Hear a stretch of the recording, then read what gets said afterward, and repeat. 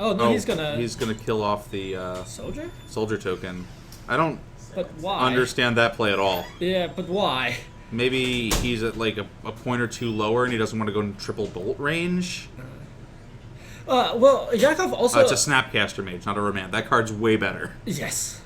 So, there's also the awkward interaction here of Yakov animated the Blink Moth to attack with, where he could have just left it behind and tapped it along with this, the Vault Scourge to deal the same amount of damage.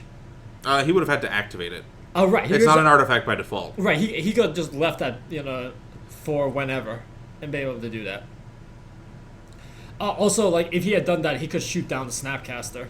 Alright, we're going to take, looks like 5 points of damage here. Oops, that's the wrong life total. Yeah.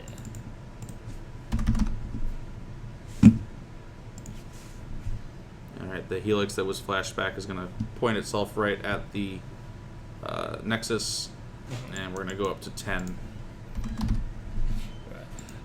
Yeah, but with this line of play, he missed out on a point of damage. Yeah. Which means that Kyle is still on a 2-turn clock here. Correct. It didn't make much sense. The soldier wasn't doing anything. Yeah, well, the soldier wasn't doing anything, and importantly, animating the Blink Moth was not necessary. Like, you don't, like, he probably was thinking I can get in. Oh, that's a restoration. That's fine.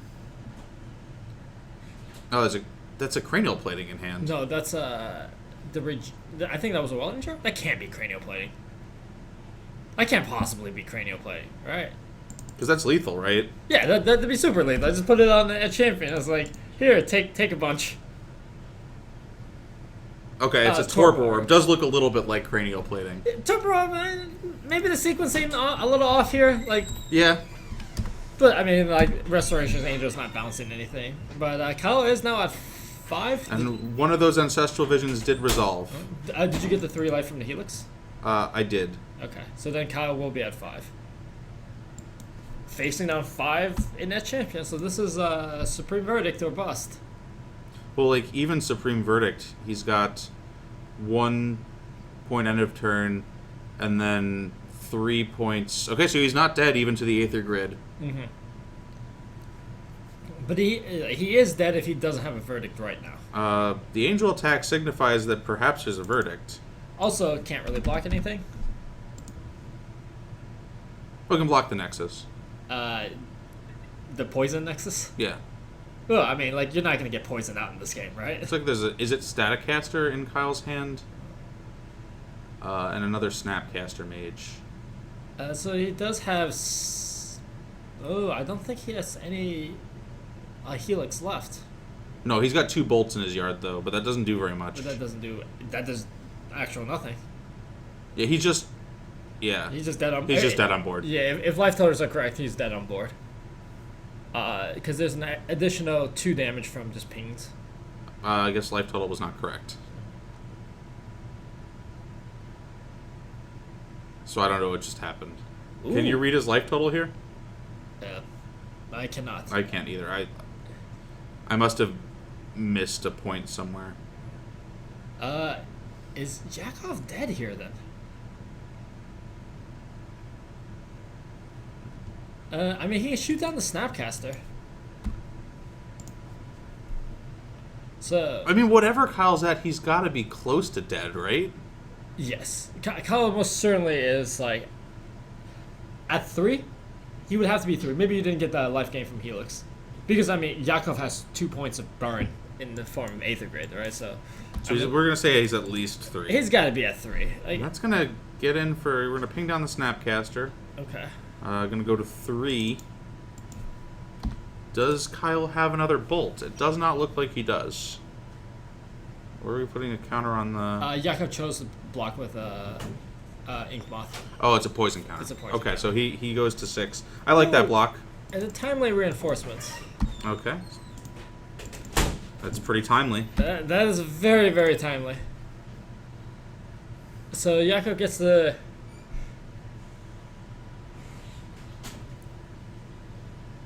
We're going to ping him down. Yeah, the tokens aren't the relevant point here. Ooh. The relevant point is giving Kyle more draw steps to find burn. Yeah, and he's got an Ancestral Vision resolving next turn. It should have been this turn. Oh, he missed his trigger. He missed his trigger. Yeah, he had 2 Ancestrals. He got the one last turn. Forgot about it this turn. People getting used to playing with Suspend again. Yeah. I mean, it's an easy thing to forget. Again, dice on top of the library. Yeah. Especially, like, cards like Search for Tomorrow is like, 4 dice is, Suspend 4 is a lot. There's a lot of turns where you can forget moving down. Alright. Looks like we're just going to get in for 3. So it looks like that point of damage that Yakov missed earlier Matters. mattered a lot because that was the difference between him and lethal. Yep. Yeah.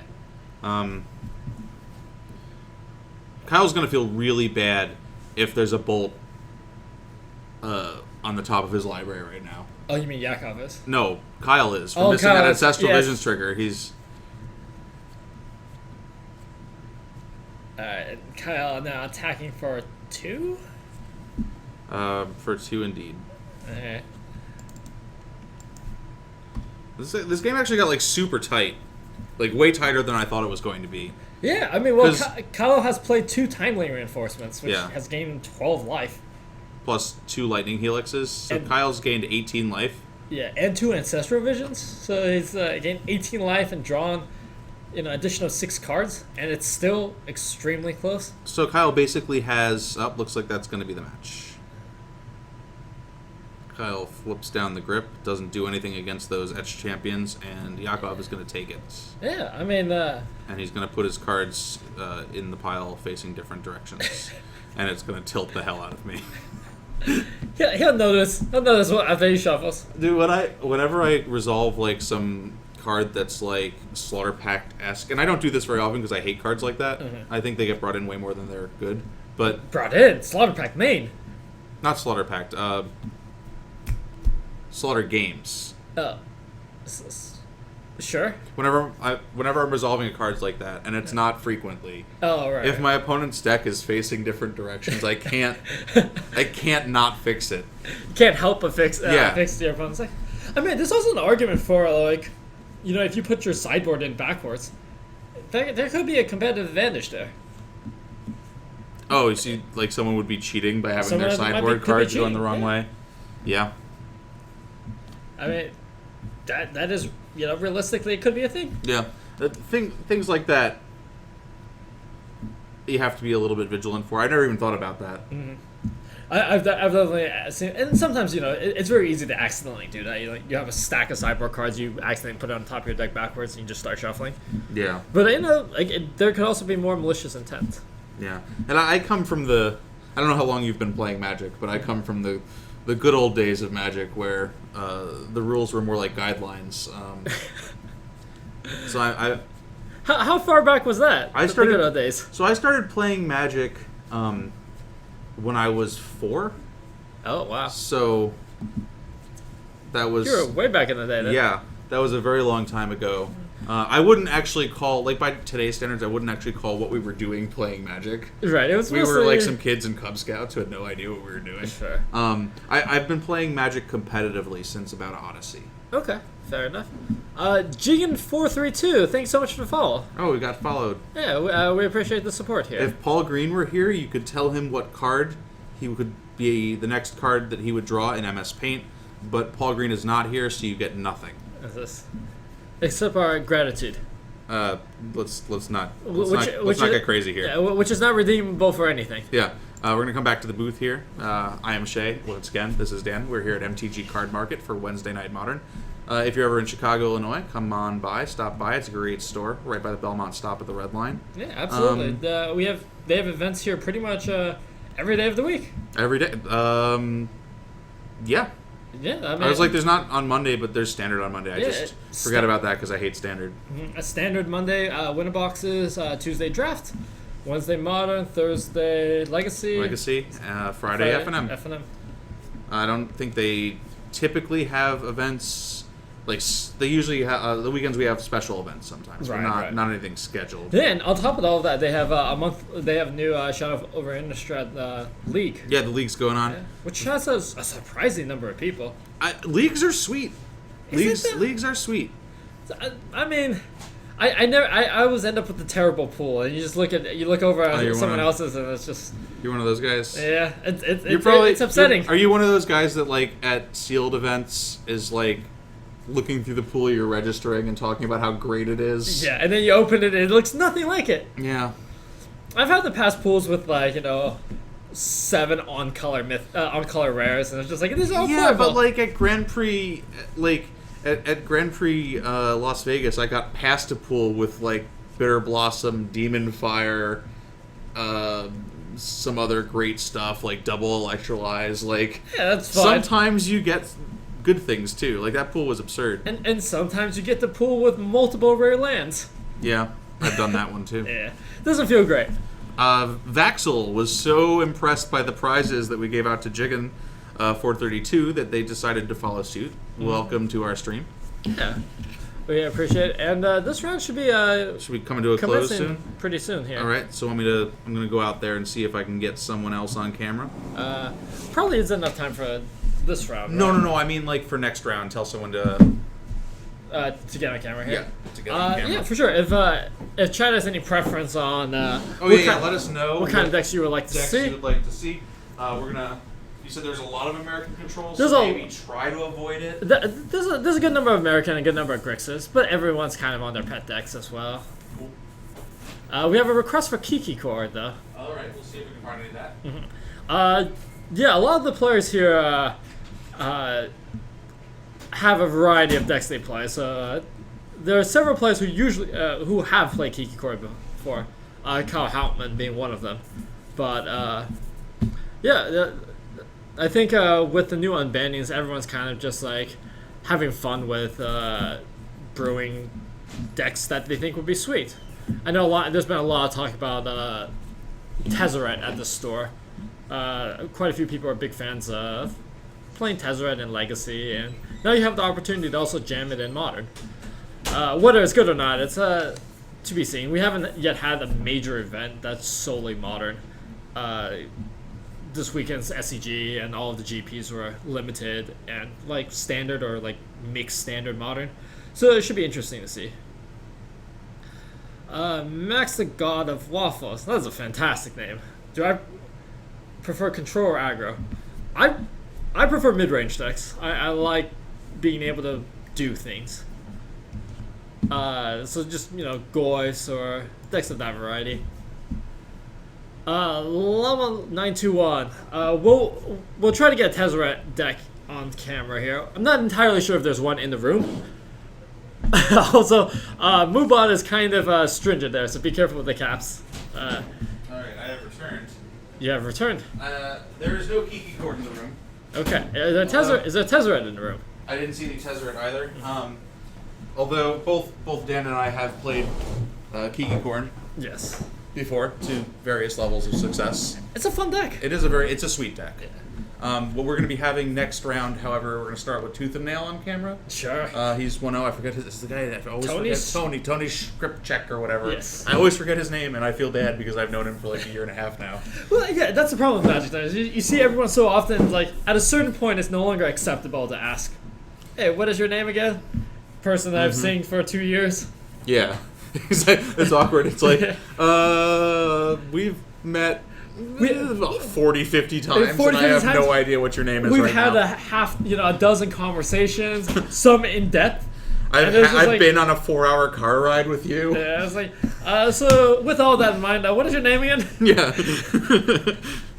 Which, I currently have $400 worth of your cards in my deck right now. Oh, What's your name again? Yeah. But to be fair, like, you rarely use people's names, right? That's true. I haven't said your name once today.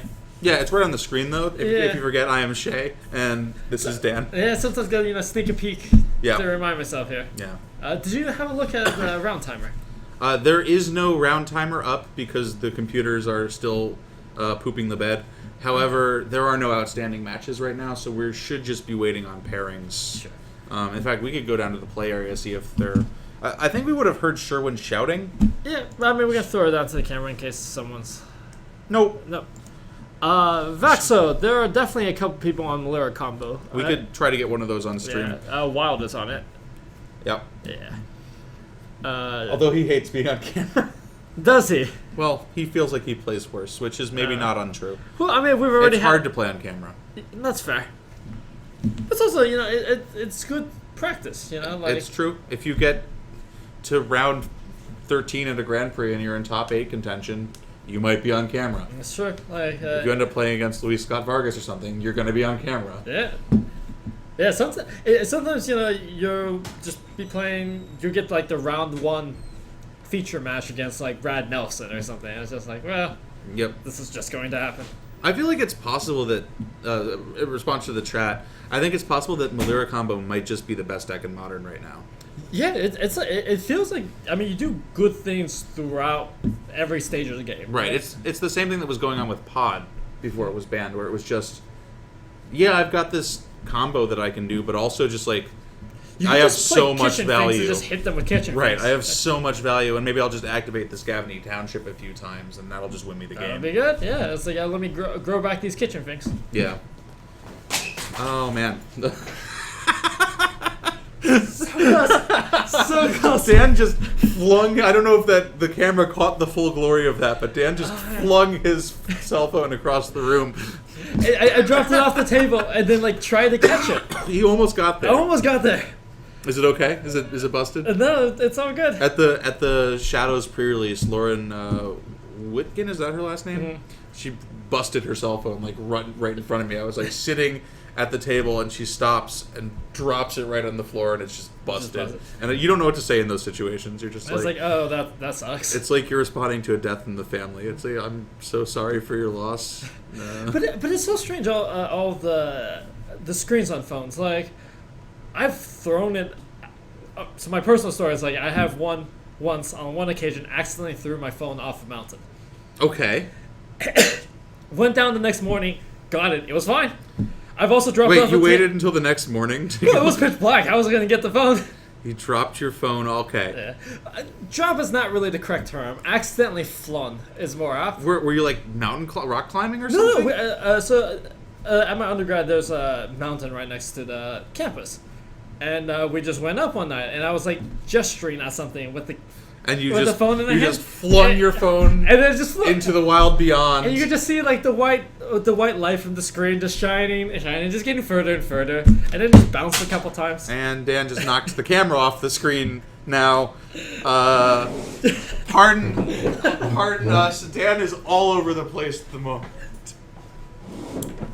Okay. Yeah. We're gonna go to the booth cam while this camera like flings around here. It looks like we might even be having people go down to the booth as Dan tries to fix this camera. So, as Shay tries to fix this camera.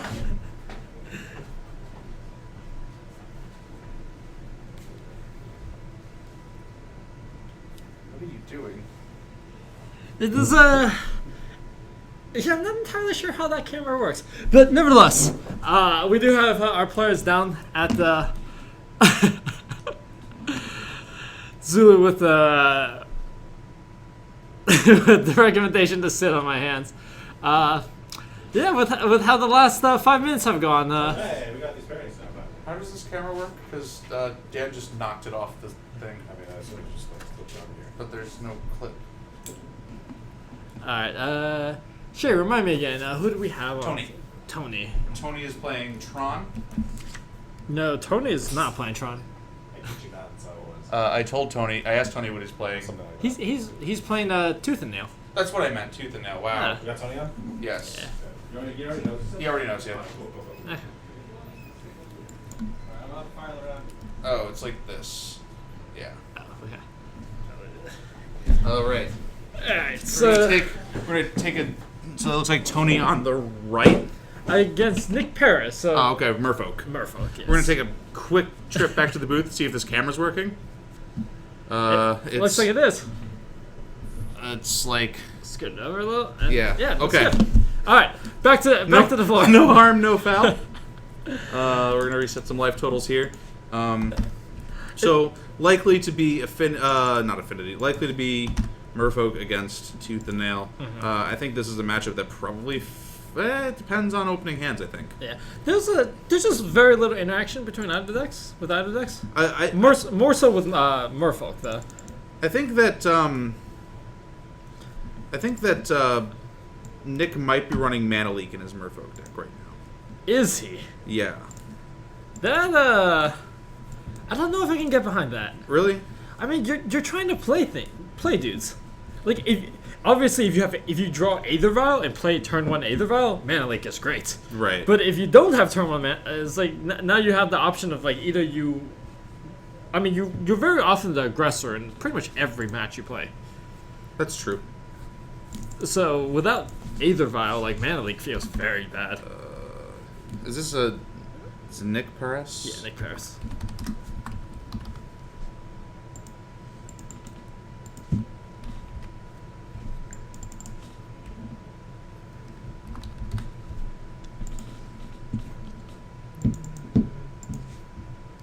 Hey, thanks for the follow, T-Claw12. Welcome to our stream. And Tooth and Nail. Man, if only those decklist descriptions. Hey man, we're in Star City Games. We ain't. We gotta pay by the letter. Yeah. Well, you know, there's a lot. There's a lot of typing, and I have to now type Tony's last name. So Nick's gonna start off here with Is that even close? SKRZP. yeah. So Nick's gonna start with Mutavault into Aether Vial. Aether Vial obviously very good. Aether Vial's pretty much exactly what you want to do. Yeah. But the Mutavault on turn 1 suggests that there is no second land here. He dismembered the Voyaging Satyr. Yes, as one does. Yes, so that's 16. Yeah. And it doesn't look like Nick has a second land. No, yeah, that's what the Mutavault on turn 1 does signal that pretty hard. Right. But I mean, if you have 2 Aether Vials, what do you need land for? That's true. All right, looks like Utopia Sprawl. So that forest is now going to be doing double duty. We'll get that up on camera for you folks. There's the Utopia Sprawl.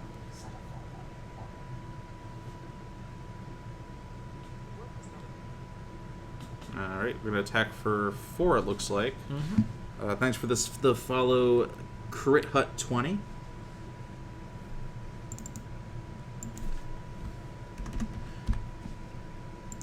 All right. Files going up to 3 and 2 respectively. Finally draws a land. It is a Manamo. We're going to Spreading Seas. The Utopia sprawled. Oh, and the sprawl falls off because it's not a forest anymore. Yeah, that's It's a good turn. That's a very, very good turn. So that's going to be swinging for 6 there.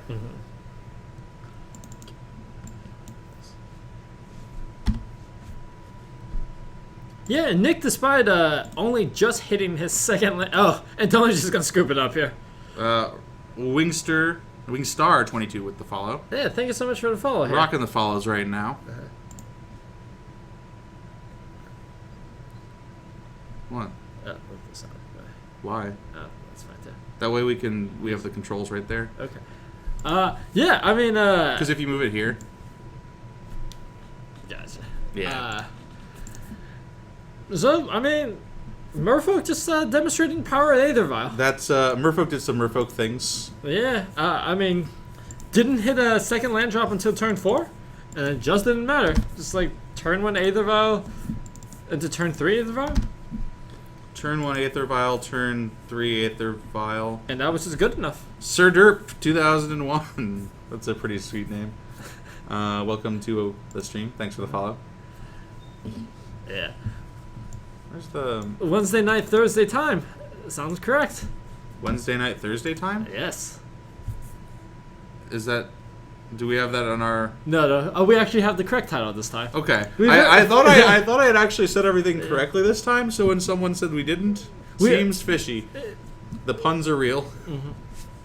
Yeah. I mean, so this is definitely, this feels very favored for Merfolk, especially just you didn't get the random blowout of Spreading Seas to drop your Utopia Sprawl. Is there any Jund in the room?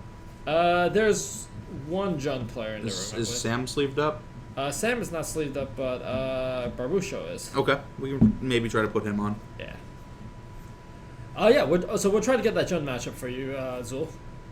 But yeah, this must be abysmal for Tony. Like, Well, it depends, right? Like, if Nick did not have that dismember, we might have seen a very different game. yes. And the Merfolk deck has very little removal. Right. So he drew one of maybe like 2 or 3 dismembers. Right. If that. There's almost certainly no more than 3 dismembers in the main. Mm-hmm. There could Probably actually 2 or 1. Yeah, there could be some Vapor Snags, of course, but yeah, I mean, Nick drew pretty much just all gas. Sir Derp, anyone know what I can make out of red, green, and colorless Eldrazi with Ulamog? Yes, Tron would be your go-to deck for that. Eldrazi Tron seems pretty sweet. Like, Right. I don't know if it's like amazing right now, but it's... Oh, Paul Green here, he would be getting very tilted right now. You see, Nick has 1 of each basic land in his deck. He doesn't have any matching basics. As one does. So we've got the beta one in play right now. Untap, get the Temple Garden. Gonna play a tap Stomping Grounds. Nick's hands have not been amazing. I mean, Tony's hands have not been it. Yeah. I mean, no turn 1 or turn 2 play in what is effectively a ramp deck. Right. Silvergill Adept revealing. Does he have a Merfolk in hand? Okay, he does. Yeah. Curse Catcher. Oh, well, how convenient. That's pretty good. That it turns. How convenient. Passes with the Aether Vial untapped. I don't know what you could possibly. Yeah. What you could be talking about here. Did Tony just pass? Ooh. Yeah, Tony. This is pretty rough. Tony's dead. I think he's just dead. Yeah. I agree. Short of Tony, like. Especially if there's a Lord in hand for Nick, like we're gonna vial it in. This is currently for 5. Looks like we're gonna get a Path to Exile. Ooh, I don't know if Tony wants to do that. Yeah, that means you can cast your double blue spells. Yeah, that gives Nick his second blue now. Obviously, like he's got an Aether Vial on too, so He's it's not got- a huge deal. But if he's got a glut of Lords in hand, you just turned him on. We're gonna take. But then again, like, what is Nick gonna do? I mean, what is Tony gonna do? Like, pass the turn and do nothing. Like go to discard. you've got to cast your spells. Yes. You can't just take 5 continually. And looks like we've got a Tidebinder Tidebinder Mage Mage. for pressure. Just a bear. Yep. Which is probably going to be good enough. Like, if Nick can draw any Lord. It's just going to be like Tony's deck doesn't do things at 2 mana. Yes. I mean, he does have another path, He's so... going to take 5 though. Yeah. Like, At this point, I mean, like... yeah, this matchup is not great. No, it's not great, and obviously It's this... certainly not great if you draw 2 lands. Yeah. Yeah, he's got like 3 Tooth and Nails in hand. Not ideal. And Nick is not just playing, just Aether Violin and Bears. Hey, look at chat up there, filling in, helping someone out when we are concentrating the match, and it looks like Tony is gonna scoop him up. Yeah. So I'll go out and look for a new match here. That sounds good. Yeah, as we can see there, Tony's not completely dead to this matchup, but if he doesn't have a very good ramp hand, and if Nick is able to back up early pressure with some removal spells, he's just going to run him over. And that's what the Merfolk deck is trying to do. And in this case, we saw Nick pretty much have exactly the hands you want to have as Merfolk. You get that early Aether Vial, and you just back it up with Lords of Atlantis until your opponent is dead. Unfortunate that we didn't see Tony's deck do more of what it's capable of, because the Tooth and Nail deck is pretty sweet when it goes off. Eugene. That's my favorite. I was just looking at the chat. That's my favorite Ugin name. You play your card. You're like, oh, Eugene. How nice of you to join me.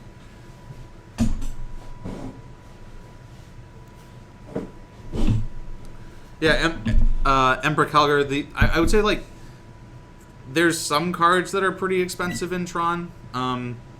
Most notably, I forget how much Grove of the Burn Willows is right now, but it's pretty up there. But you can play without Grove of the Burn Willows, so maybe you don't need it. But Karn is an expensive card, and Oblivion Stone is an expensive card.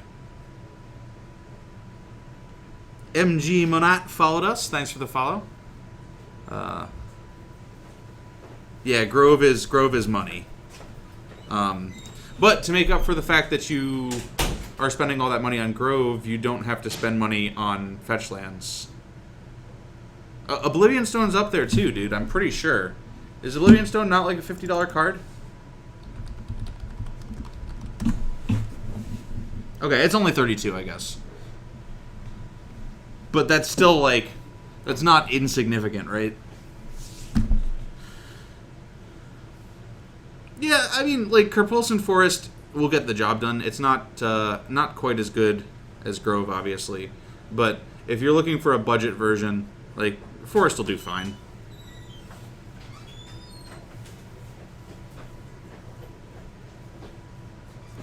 Alright, looks like we've got players down there, so perhaps we're getting another match. I don't recognize the player who's set down yet, so maybe we'll get a better idea of who that is when Dan comes back into the room. Oh, is that Nathan? No, I don't see tattoos on his hand. It can't be Nathan. It is not Nathan. You got snacks? You didn't get me anything? Oh, these were your snacks. You're the worst person. Who do we got? We have Morgan and Tony. Not Scriptrick, the other Tony. Tony, Perkins. Oh, there's like multiple Tonys in the room. Two. No. Two.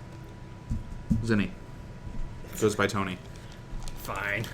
There's 3 Tonys in the room. I was like, I know who that is. What's his name? So wait, who's on which side? Tony is on the right here. Okay. So yeah, this is a matchup against Burn and Kiki Cord. Oh, we do have Kiki Cord. We do have Kiki Cord in the deck room, yes. Well, that's awesome. Yeah, they're going to game 2 here. Burn took down the first game. All right, so we've got on the left, we've got Tony. What's his name? Perkins, and he is on Cord.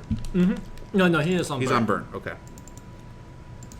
Burn's a matchup that I quite like as the Kiki Cord player. I mean, it depends on what half of the deck you draw, right? I don't know. As long as the half of the deck I draw includes Court of Calling. Yeah. I mean, the problem with Kiki Cord is, like, it is truly abysmal if you don't draw Cord. Like, yes, sometimes you can do things, but a lot of times you just don't do anything.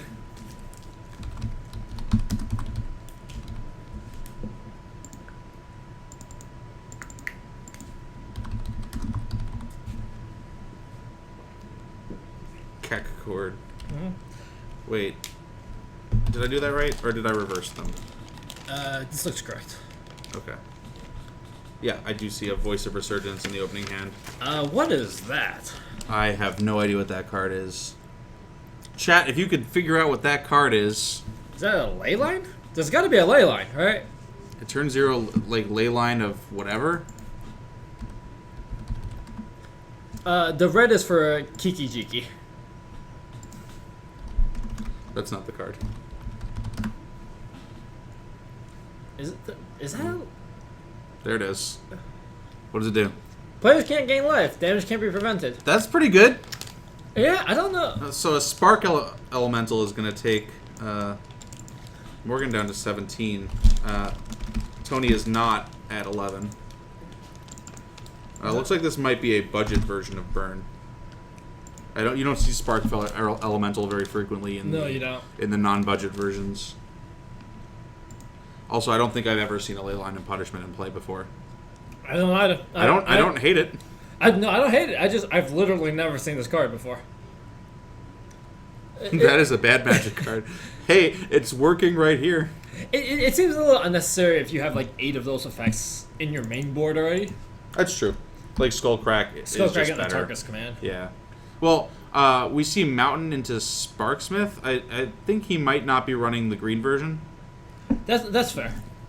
I know. I've seen the Tony played this deck before, I know he runs like Hellspark Elementals. Like he's a very creature heavy version of Burn. Yeah. Yeah. I mean, It's a little harsh. It's a little harsh. I don't like your attitude. But he's also probably right. yeah. I mean, like in a vacuum, yeah, I probably wouldn't play Leyline of Punishment. No. But, you know, you do what you gotta do. Yeah. And sometimes you gotta sleep up some ley lines of punishment. Also, sweet unmatched basics from Tony as well. So one of the major downsides of playing like a creature version of the Burn deck is, if you play Hellspark Elemental, it's like that's fine. Block with Wall of Roots. Yeah. Wallroot's exceptional in the creature heavy matchup. Looks like we just wrote a second copy of Lightning Helix, which is being completely blanked by the ley line.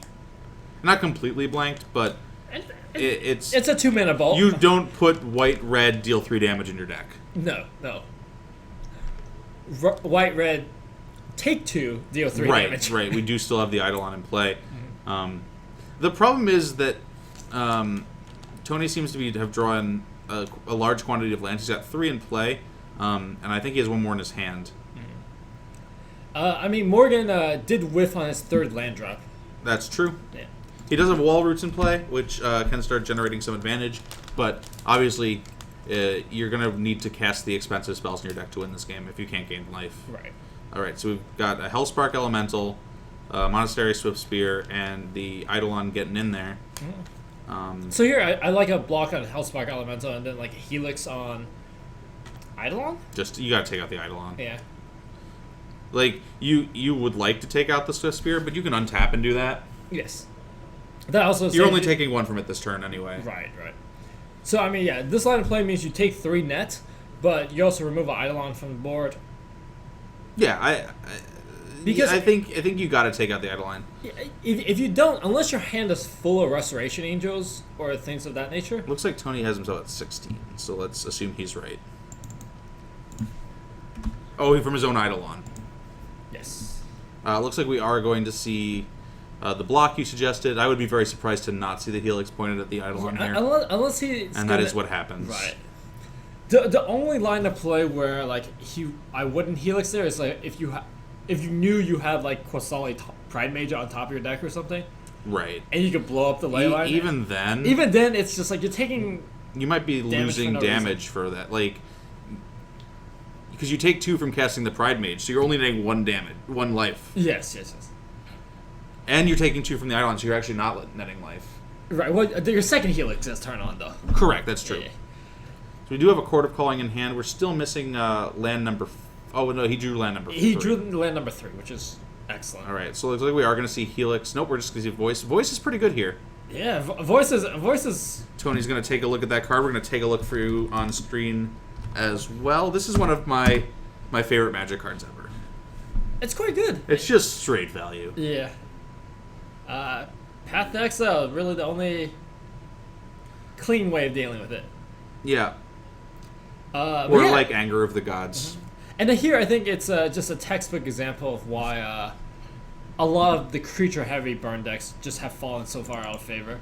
Just because you can interact with creatures. It's much harder to interact with just like The little 12 copies of Lava Spike. The judge inside of me is twitching a little bit right now as we're using a die to represent prowess. Prowess, Yes. yeah.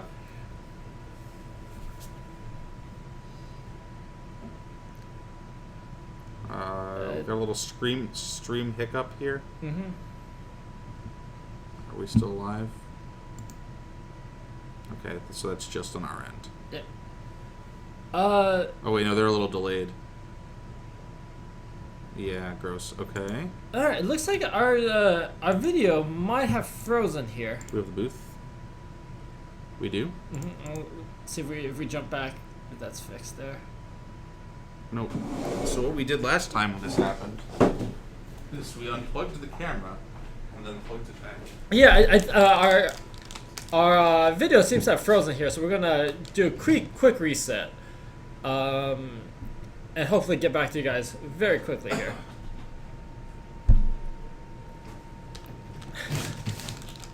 Unplug replug is our go-to right here.